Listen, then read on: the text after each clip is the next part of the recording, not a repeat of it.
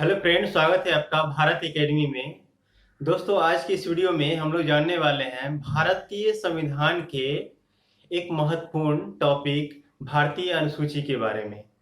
हम लोग जानते हैं कि जब संविधान का निर्माण हुआ था उस टाइम जो है भारत के मूल संविधान में अनुसूचियों की संख्या 8 थी, लेकिन आगे संशोधन करके 4 और अनुसूची को इसमें जोड़ा गया है।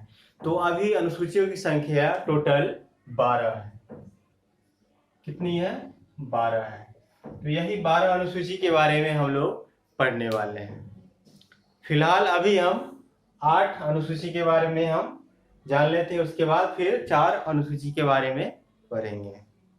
तो चलिए स्टार्ट करते हैं। उससे पहले अगर ये वीडियो आपको अच्छा लगेगा तब चैनल को सब्सक्राइब कर लीजिएगा। चलिए वीडियो को स्टार्ट करते हैं। पहला अनुसूची जो है, प्रथम अनुसूची, वो संबंधित है भारत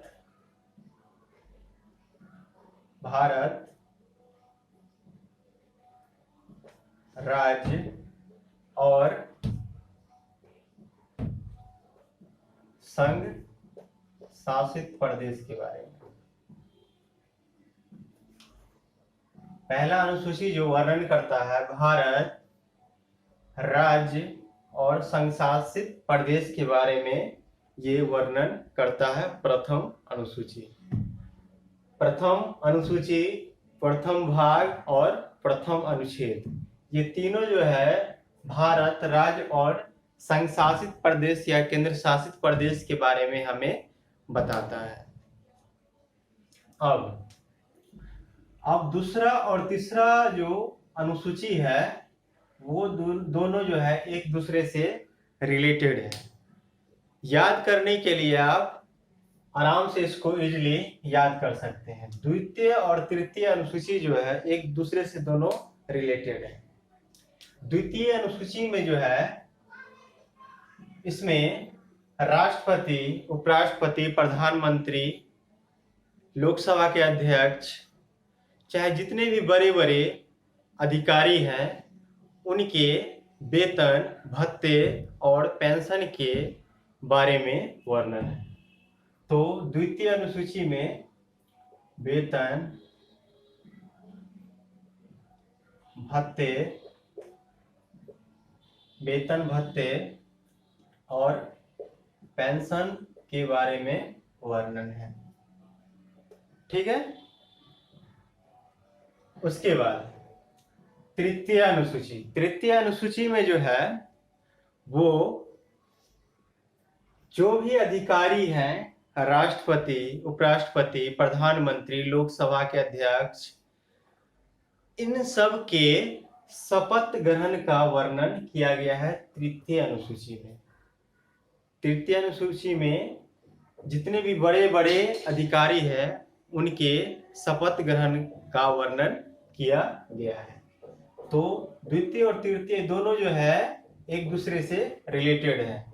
याद करने में आसानी होगी आप लोग ये दोनों जो है बड़े अधिकारी से रिलेटेड है। एक में, द्वितीय में जो है वेतन भत्ते का वर्णन किया गया है और तृतीय में उसके शपथ ग्रहण का वर्णन किया गया है।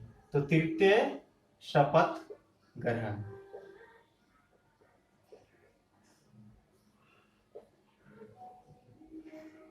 ठीक है।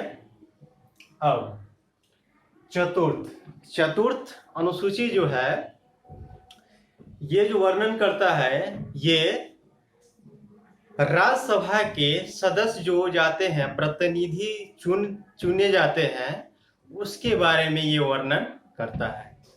और वो जो प्रतिनिधि जो चुने जाते हैं वो राज्य और केंद्र शासित प्रदेश दोनों के जो प्रतिनिधि होते हैं वो चुनते हैं। तो चतुर्थ अनुसूची जो है राज्यसभा के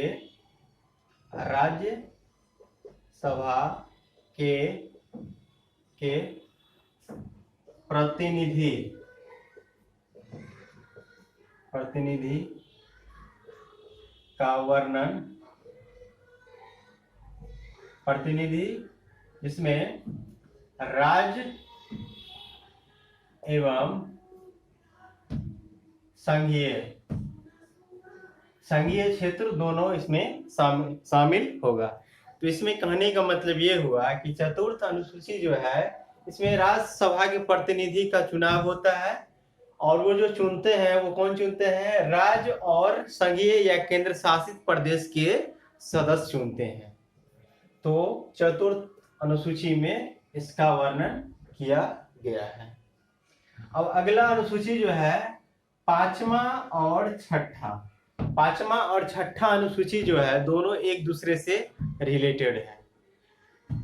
याद करने के लिए दोनों आपको आसानी से इसको याद कर सकते हैं। द्वितीय और तृतीय, चतुर्थ अलग है, पांचवा और छठा ये दोनों एक दूसरे से संबंधित हैं। तो पांचवा अनुसूची में क्या वर्णन है, इसमें है कि जितने भी जाति जनजाति हैं हमारे देश में उनके प्रशासन के बारे में वर्णन किया गया है कि उनका जो है प्रशासनिक ढांचा जो है उनके लिए अलग होगा, प्रशासन उनके लिए अलग होगा, उनके बारे में वर्णन किया गया है पांचवी अनुसूची में। तो भारत के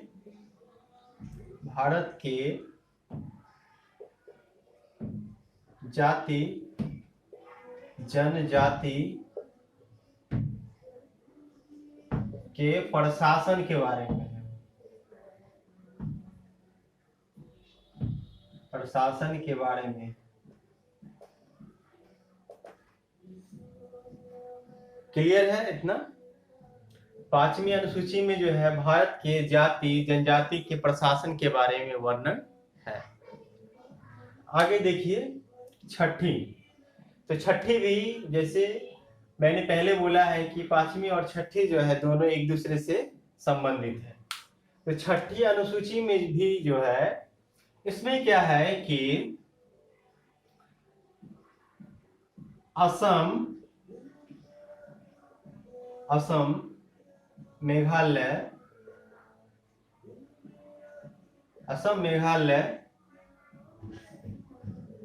त्रिपुरा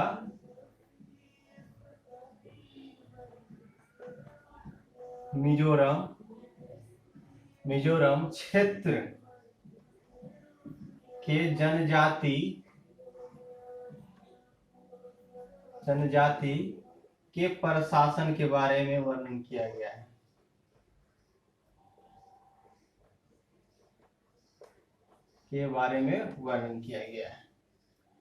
ठीक है। तो पांचवी और छठी दोनों एक दूसरे से रिलेटेड हैं।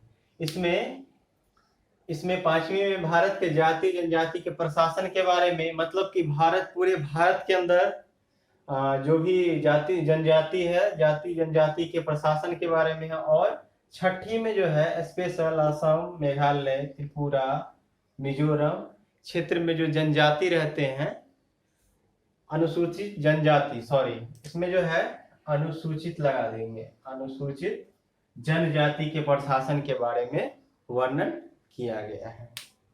आगे सातवीं अनुसूची में जो है आपका जो भी हम लोग जानते हैं कि हमारा सूची जो है 3 सूची है, संघ सूची, राज सूची और समवर्ती सूची।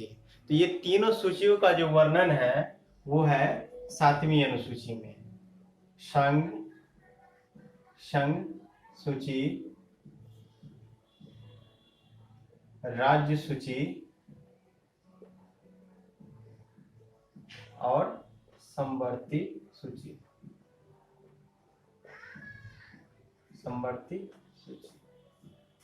इनके बारे में वर्णन है सातवीं अनुसूची में। ठीक है। नेक्स्ट अगला जो है आठवीं अनुसूची। आठवीं अनुसूची में जो है वर्णन है भारत में हम लोग जानते हैं कि 22 भाषा जो है संविधान में वर्णित है, 22 भाषा, उसका वर्णन जो है आठवीं अनुसूची में भारत के